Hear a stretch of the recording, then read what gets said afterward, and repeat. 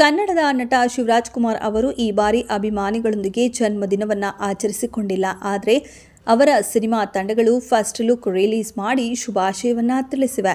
ಈ ಲುಕ್ಗಳು ಒಂದಕ್ಕಿಂತ ಒಂದು ಚೆನ್ನಾಗಿವೆ. ಹಾಗಾದರೆ ಶಿವರಾಜ್ ಕುಮಾರ್ ಸಿನಿಮಾಗಳ ಕತೆ ಏನು, ಯಾವ ಸಿನಿಮಾ ಕತೆ ಹೇಗಿದೆ ಎಂಬ ಬಗ್ಗೆ ಸಾಕಷ್ಟು ಮಾಹಿತಿ ಇಂದಿನ ಈ ವಿಡಿಯೋದಲ್ಲಿದೆ.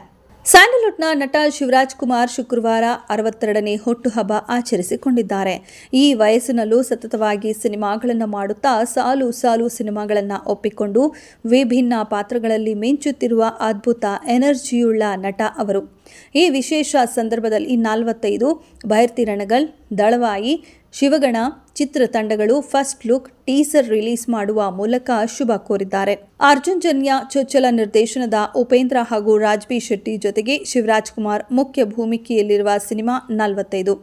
ಕನ್ನಡ ಚಿತ್ರರಂಗದ 3 ಹೆಸರಾಂತ ನಾಯಕ ನಟರ ಸಮಾಗಮದಲ್ಲಿ ಮೂಡಿಬರುತ್ತಿರುವ ಈ ಚಿತ್ರ ಆರಂಭದಿಂದಲೂ ಸಾಕಷ್ಟು ಸದ್ದು ಮಾಡುತ್ತಿದೆ.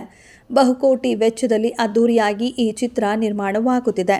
ಈ ಬಹುನಿರೀಕ್ಷಿತ ಚಿತ್ರಕ್ಕೆ ಸದ್ಯದಲ್ಲೇ ಕ್ಲೈಮ್ಯಾಕ್ಸ್ ಭಾಗದ ಸಾಹಸ ಸನ್ನಿವೇಶ 30 ದಿನಗಳ ಕಾಲ ಬೆಂಗಳೂರಿನಲ್ಲಿ ನಡೆಯಲಿದೆ.